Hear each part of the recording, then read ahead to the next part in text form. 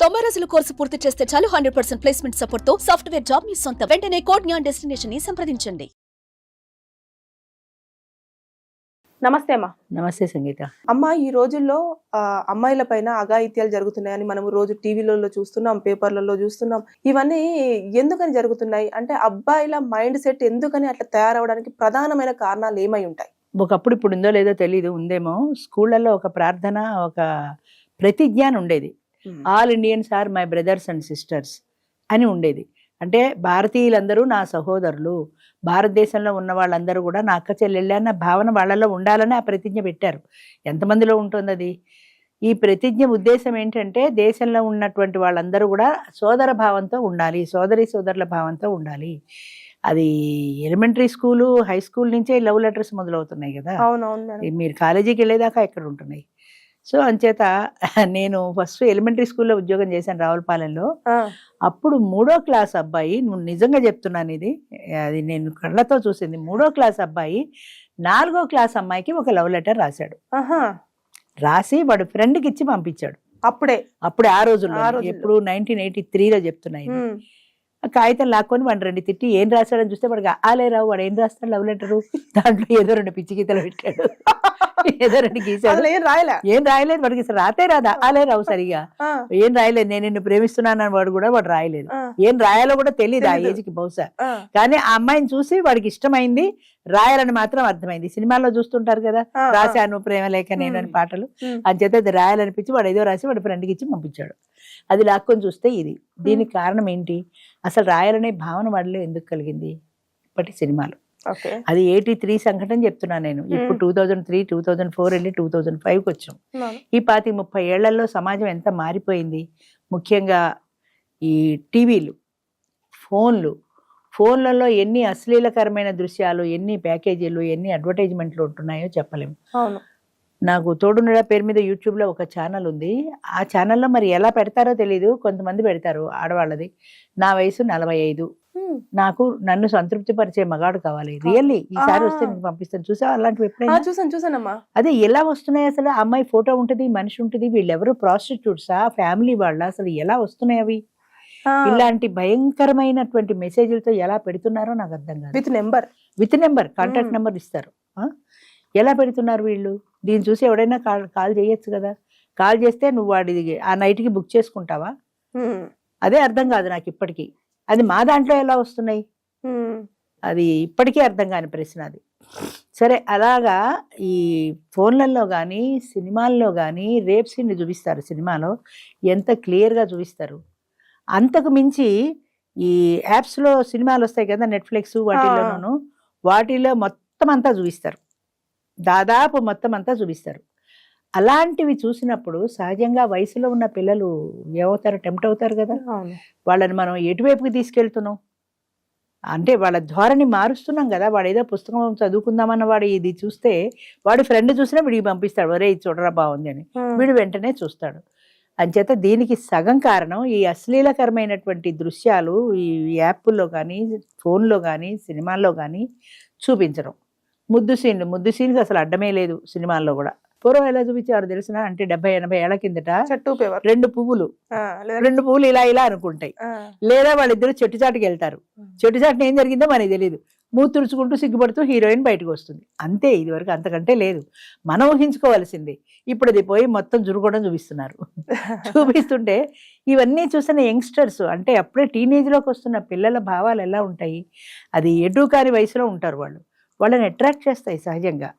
అన్నిటికీ మించి ఫేస్బుక్లు, ఇంకా ఇన్స్టాగ్రామ్లు, ఇవి ఎన్ని పేపర్లో చూసానో. ఫేస్బుక్లో పరిచయం అయింది. మా డ్రైవర్ కూడా ఉండేవాడు. ఫేస్బుక్లో పరిచయం అవుతుంది ఆ పిల్ల. ఎవరో మంచి చెడ్డ ఏమీ తెలియదు. ఫేస్బుక్లో మాట్లాడుకుంటారు, చాటింగ్ చేసుకుంటారు, ఫోన్లో పర్సనల్ నెంబర్ తీసుకుంటారు, వాళ్ళిద్దరూ పెళ్లి చేసుకుంటారు. ఫేస్బుక్ పరిచయంతో అక్కడతోటే ఆ అమ్మాయిని చూసే పెళ్లి చేసుకుంటాడు. అమ్మాయి ఫ్యామిలీతో వీటికి సంబంధం లేదు, దానికి వీటితో సంబంధం లేదు. పెళ్ళైన దగ్గర నుంచి కొట్టుకు తెస్తారు. పడదు కదా, పడదు. అంతే, అక్కడి నుంచి మొదలు. మరి ఇక్కడ తల్లిదండ్రుల పాత్ర నథింగ్. వాళ్ళకి తెలిసి కొంత తెలియ కొంతమంది చెప్తారు, కొంతమంది అసలు చెప్పరు కూడా. వీళ్ళు వేరే పెళ్లి చేసుకుంటారు, కాపురం పెడతారు, ఆ సంగతే వాళ్ళకి తెలియదు. అలా కొంతమంది ఫేస్బుక్ పరిచయాలు, ఇన్స్టాగ్రామ్ పరిచయాలు. అసలు ఈ దరిద్రపు ఫేస్బుక్ ఎందుకు అనిపిస్తుంది నాకు. ఇందులో అబ్బాయిలు తప్ప నా వయసు వాళ్ళు ఎంతమంది ఉన్నారు చెప్పు? అందులో ఉండరు.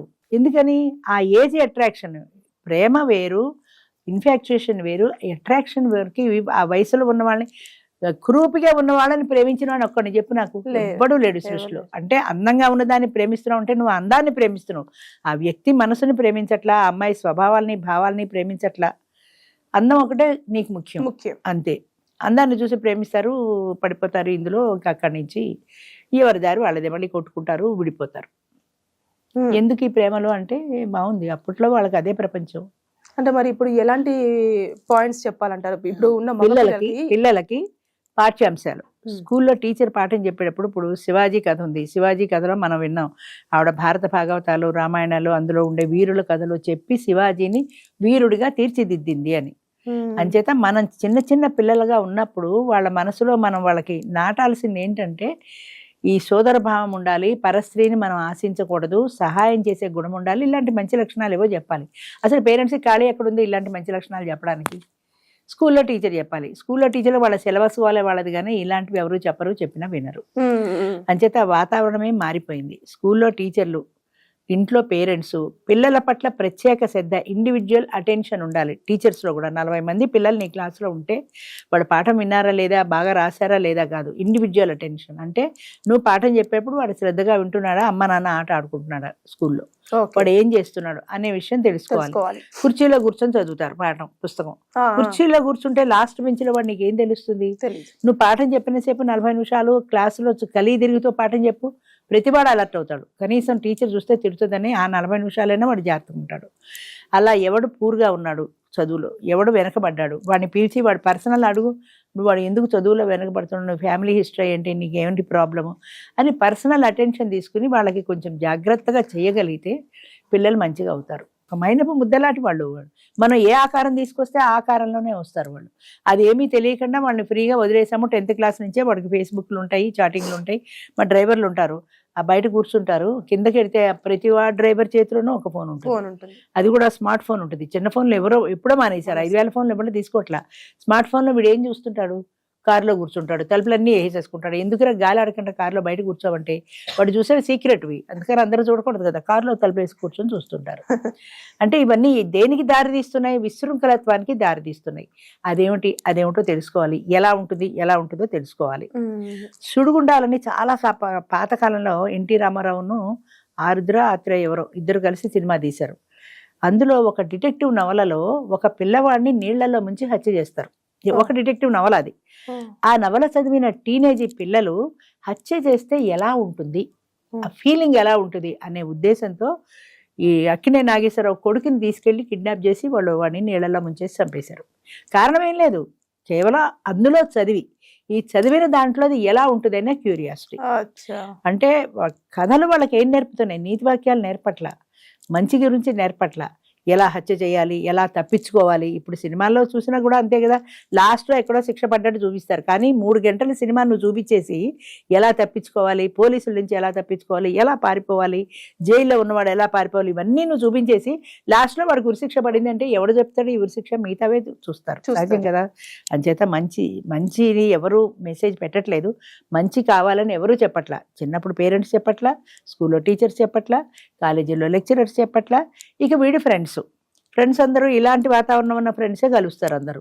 ఒరే అందులో ఫేస్బుక్లో ఇది వచ్చింది చూసావా, ట్విట్టర్లో ఇది వచ్చింది చూసావా అంటే అవి చూసుకుంటూ ఆనందిస్తారు తప్ప ఇది తప్పు అని మందలించే వాళ్ళు లేరు. అంచేత యంగ్ జనరేషన్ పాడైపోతుందంటే దానికి కారణం పేరెంట్స్, దానికి కారణం వాడి టీచర్స్, వాడి ఫ్రెండ్స్.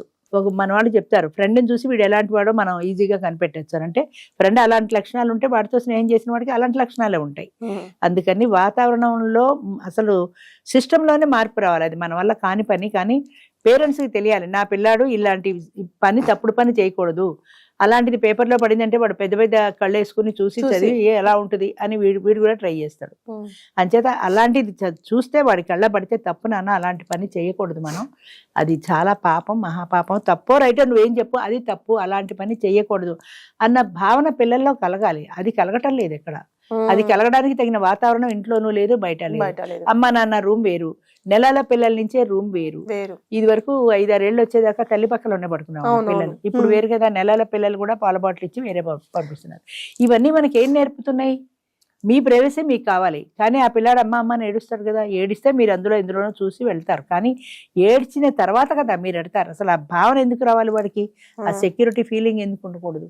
అమ్మ పక్కన నేను పడుకున్నాను, అమ్మ ఉంది నాకు అన్న భావన వాళ్ళు పోయింది కదా. ఒకలాంటి ఇన్సెక్యూరిటీతో పెరుగుతారు పిల్లలు. అలాంటి ఇన్సెక్యూరిటీ వాళ్ళకి రాకూడదు కదా. అంచేత మన సుఖం మన సంతోషం త్యాగం చేసి పిల్లల కోసమే మా జీవితం అన్న ధోరణిలో ఎంతమంది ఉంటున్నారు పేరెంట్స్. వాళ్ళు టీవీ చూస్తుంటారు, నువ్వు పోయి చదువుకోరా అంటే ఆ పిల్లాడు ఎందుకు చదువుకుంటాడు?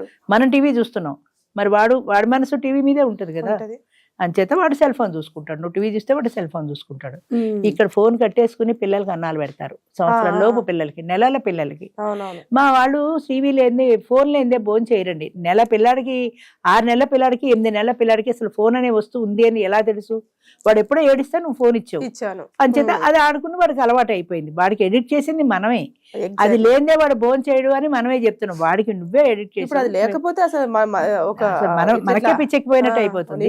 కనిపించకపోయేసరికి పిల్లలు కూడా ఏడుస్తారు. ఫోన్ చేతిలో పెట్టేదాకా పిల్లడు కూడా ఊరుకోడు.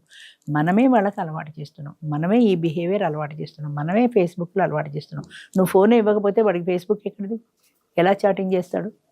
అంచేత ఇవన్నీ కావాలి అంటే మగపిల్లలు ముందు, ఆడపిల్లలు రేపులు అవి ఇవి అంటున్నారు కానీ అంతకు మించి మగపిల్లవాడికి ఎక్కువ క్రమశిక్షణ కావాలి. పరాయి ఆడదాన్ని చూసి టెంప్ట్ అయ్యే ఫీలింగ్ మగవాడికి ఉండకూడదు. ఆడదాన్ని చూడగానే వీడికి ఇదే భావన రాకూడదు. ఎంతసేపటికి వాడి మైండ్లో ఇదొకటే భావన. ఈ భావన కాక వేరే భావన రాదు. ఆల్ ఇండియన్స్ అని మా బ్రదర్స్ అండ్ సిస్టర్స్ అన్నమాట వాడికి గుర్తు రాదు. అంచేత ఇది గుర్తు రావాలి తప్ప ఈ భావన గుర్తు రాకూడదు. ఇది ఒక ఆడది, దీన్ని నేను ఉపయోగించుకోవచ్చు. ఒక సెంటెన్స్ కూడా అంటారు కదా మేడం అందులో, all Indians are my brothers and sister except 1 person. అదే ఎక్సెప్ట్ హండ్రెడ్స్ థౌజండ్స్. ఇప్పుడు ప్రతి ఆడది వాడికి అవకాశమే. ఎక్సెప్ట్ 1 అన్న క్వశ్చనే లేదు. ఇప్పుడు ఆడది అంటే చాలు. గాంధీ గారు చెప్పాడని చెప్తారు మన వాళ్ళు. ఒక ఆడది అర్ధరాత్రి ఒంటరిగా ఎప్పుడైతే నిర్భయంగా రోడ్డు మీదకి రాగలిగిందో అప్పుడే దేశానికి నిజమైన స్వతంత్రం అని. ఇప్పుడు 10-11 దాటితే రోడ్డు మీద ఆడది వెళ్ళే పరిస్థితి ఎక్కడుంది? ఆఖరికి క్యాబ్ బుక్ చేసుకున్నా క్యాబ్లో కూడా భయమే, క్యాబ్ డ్రైవర్ అలాంటి వాడు అని. అంచేత అలాంటి పరిస్థితి లేదు. అందుకే గాంధీ గారు ఆ రోజుల్లో అలా చెప్పాడు. ఆడది నిజంగా నిర్భయంగా ఎప్పుడైతే రోడ్డు మీదకి రాగలుగుతుందో ఆ రోజు మనకి నిజంగా స్వతంత్రం వచ్చినట్టు అని. అంటే ఒక ఆడదాన్ని చూసి ఇలాంటి వికార భావాలు లేకుండా మగవాడు ఉండగలగాలి. అలాంటి ప్రపంచం కావాలి. ఎక్కడుంది? లేదు, రాదు కూడా. థ్యాంక్ యూ అమ్మా. Thank you. సుమన్ టీవీలో మీ పర్సనల్ అండ్ బిజినెస్ ప్రమోషన్స్ కోసం కింది నెంబర్కి కాంటాక్ట్ చేయండి.